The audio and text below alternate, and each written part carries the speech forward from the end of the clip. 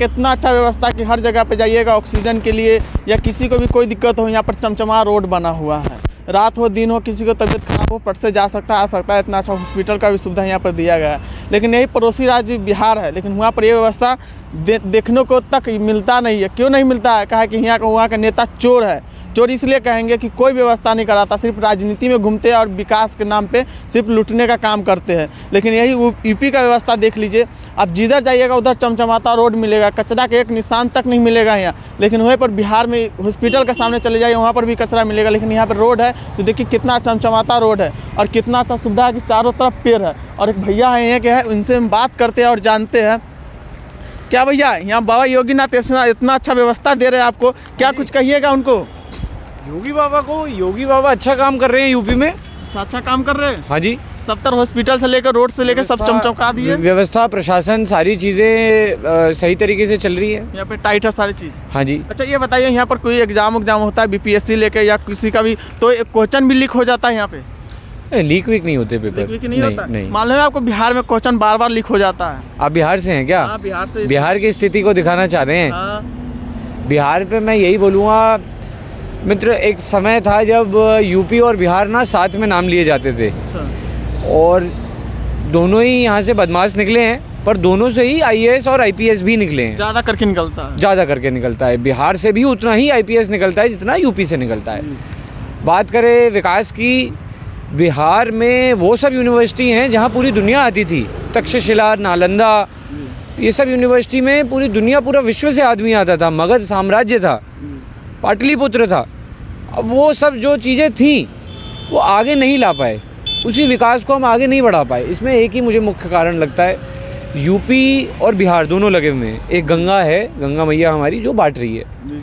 इधर के जो नेता लोग हैं उन लोगों ने थोड़ा सा काम किया है, यानी विकास बहुत सारा यहाँ किया है। लेकिन कह रहा हूँ, मुझे कहना नहीं चाहिए, मेरे दुश्मन बन जाएंगे, पर बिहार में नेता लोग चारा तक खा गए। वो चारा चोर कहा जाता है। जानवर का चारा नहीं छोड़ा। अच्छा, जानवर का भी चारा। लालू जी ने चारा घोटाला करा ना, तो चारा तक नहीं छोड़ा। और विकास सरकार एक बड़ा इसमें बहुत ही ज़्यादा इम्पोर्टेंट रोल प्ले करती है हमारे डेवलपमेंट में। जॉब्स हो गई, सड़कें हो गई, पानी हो गया, यही सब चीज़ें नहीं है। मेरे बिहार से बहुत दोस्त हैं, आप बिहार से हैं। आदमी बिहार का वापस बिहार क्यों नहीं जाना चाह रहा है? बिहार से आदमी पलायन कर रहा है, यूपी आ रहा है, दिल्ली जा रहा है, बम्बई जा रहा है, सब जगह जा रहा है, बिहार में नहीं रहना चाह रहा है। बिहार में सरकार की तरफ से कोई सहायता नहीं है। आदमी आगे बढ़े, कैसे बढ़े? वो एक मेरे यहाँ के माननीय मुख्यमंत्री नीतीश कुमार जी बोलते बिहार में हर चीज़ का व्यवस्था दबा दिए। यहाँ तक कि जिसको जीविका वाला औरत को बोलने तक नहीं आता था, वो अब कितना अच्छा बोल रही है। इसको कोई भी दिक्कत होता है तो हम सिखाते हैं, बताते, हेल्प मिलता है। लेकिन यहाँ पर जो बच्चा इतना साल पढ़ता है, 20 साल 25 साल पढ़ने के बाद यूपीएससी का तैयारी करता है, उसके बाद एग्जाम देने जाता है और पेपर लीक हो जाता है। उसके बाद आप देखे होइएगा किसी वीडियो में 25 साल का, उसका 5 साल का तैयारी सारा जीरो हो गया ना, 1 सेकंड में पेपर लीक होने के कारण। पेपर लीक हुआ, उसके बाद भी वो अपना शांतिपूर्वक हक मांग रहे थे, री एग्ज़ाम। उसके बाद भी उस पर डंडा लाठी चार्ज किया गया, ठंड में उसको वाटर टैंक से नहलाया गया। क्या सही है? ये बिल्कुल सही नहीं है। ऐसे ही बिहार चलता रहेगा तो जो पिछले 70 सालों में आज़ादी के बाद से जहाँ थे वहीं का वहीं है बिहार।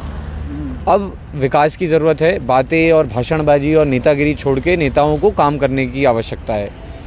बिहार में हम गए हैं, हम एक यूके के एनजीओ के लिए गए थे वहाँ। भागलपुर और बक्सर ये गंगा बेल्ट है, वहाँ पे पानी में आर्सेनिक और आयरन बहुत ज़्यादा है। तो जिन जीविकाओं की जो आप बात कर रहे हैं आजकल हैं वो जीविका, वहाँ पे आंगनवाड़ी और ये सारी चीज़ें सशक्त हो रही हैं।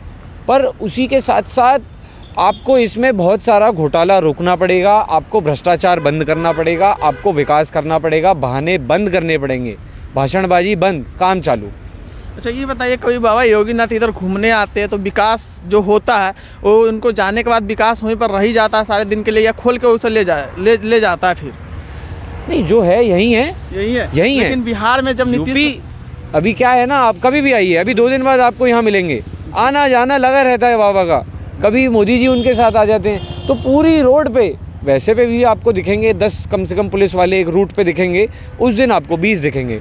पुलिस के अलावा कुछ नहीं बदलता है, वही सड़कें हैं, कोई पुताई नहीं हो रही है, कोई इसमें अलग से पेंट नहीं हो रहा है। जो है वही है। यानी यहाँ पे इतना विकास है कि विकास करने को जरूरी है, लेकिन यहाँ बिहार में क्या होता है मालूम है, जब कोई नेता आते हैं तो अच्छा से पूरा चमचमा दिया जाता है, हर व्यवस्था दे दिया जाता है, यहाँ तक कि चारा यानी गाय भैंसी को रखने के लिए हाँ घर बना दिया जाता है, मोटर तक खेत में लगा दिया जाता है, नल जल वो जैसे जाते वैसे सब खोल के ले जाता है। क्या ये विकास सब दिन चलेगा? नहीं, ये विकास नहीं चलेगा। अच्छा, बाबा योगीनाथ यूपी में क्या क्या अति विद्यार्थियों के लिए सुविधा दी है, कुछ बताइएगा।